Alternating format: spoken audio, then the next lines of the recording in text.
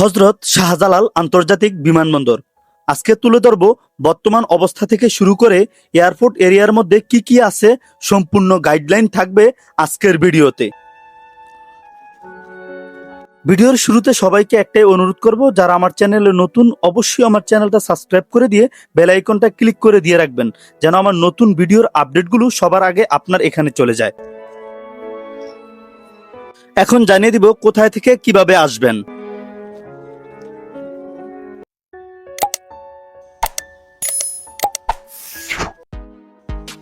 কুমিল্লা থেকে কাশপুর দিয়ে রূপগঞ্জ হয়ে 300 ফিট দিয়ে আসতে পারেন, তাহলে জ্যামে পড়তে হবে না।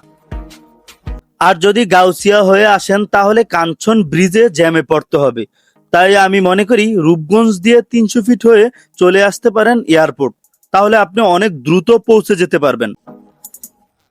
এয়ারপোর্ট আসার সময় 300 ফিটের ভিউটা উপভোগ করতে পারেন। যদি নিজস্ব গাড়ি নিয়ে আসেন তাহলে 300 ফিট নেমে কিছুটা সময় কাটাতে পারেন, খুবই ভালো লাগবে। যদি আপনারা ঢাকার আশেপাশে থাকেন তাহলে রামপুরা বাড্ডা হয়ে আব্দুল্লাহপুর দিয়ে চলে আসতে পারবেন এয়ারপোর্ট। ভিউয়ার্স, আসসালামু আলাইকুম, welcome to my new another blog. Travels and food blog চ্যানেলের পক্ষ থেকে সবাইকে জানাই আন্তরিক শুভেচ্ছা ও অভিনন্দন।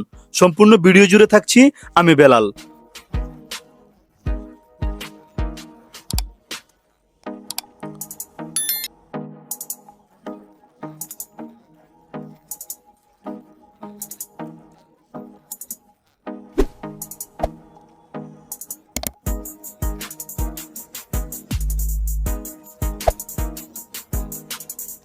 এয়ারপোর্ট এরিয়ার মধ্যে প্রবেশ করে আপনারা যারা বিদেশগামী যাত্রী আছেন সরাসরি চলে যাবেন উপরে। উপরে আসার সময় যারা নিরাপত্তা কর্মী রয়েছে ওনারা আপনার কাগজপত্র চেক করতে পারে, তাদের সাথে ভালো ব্যবহার দেখিয়ে আপনার উপযুক্ত ডকুমেন্টসগুলো দেখিয়ে উপরে চলে আসবেন।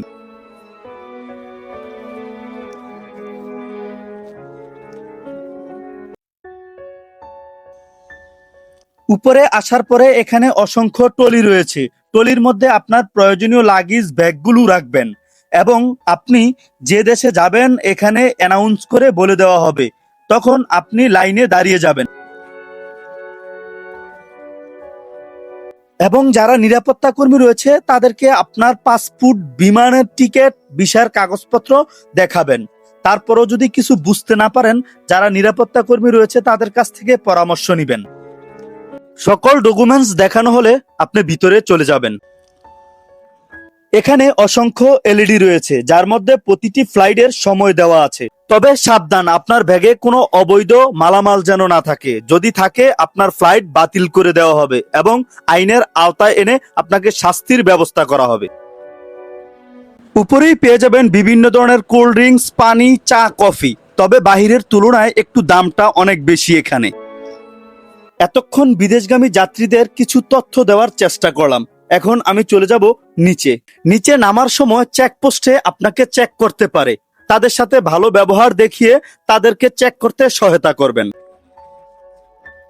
সম্পূর্ণ এয়ারপোর্টটি সিসি ক্যামেরা দ্বারা এবং নিরাপত্তা বাহিনী দ্বারা নিয়ন্ত্রণ করা হয়। উপর থেকে নামার সময় হাতের বাম পাশে রয়েছে এই দোকান।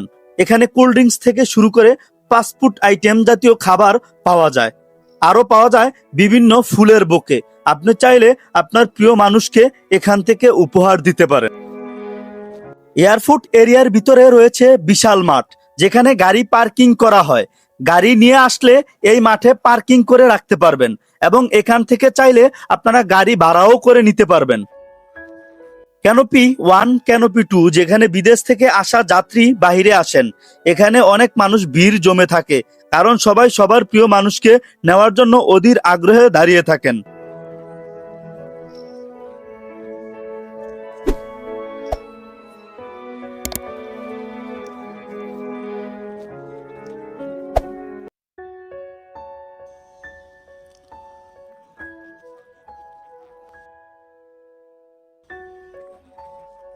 ক্যানোপি 1, ক্যানোপি 2 এর পাশেই অনেক দোকান রয়েছে। এখান থেকে চাইলে আপনারা বিভিন্ন ধরনের খাবার আইটেম কিনতে পারবেন।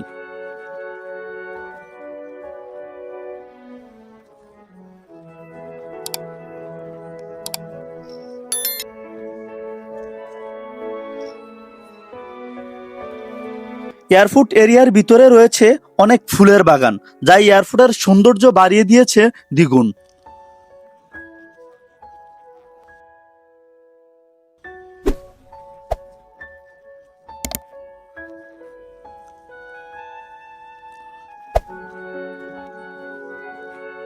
এয়ারপোর্ট এরিয়ার দক্ষিণ পাশে রয়েছে খুব সুন্দর একটি মসজিদ। এখানে আসা যাত্রীগণ চাইলে নামাজ পড়ে নিতে পারবেন।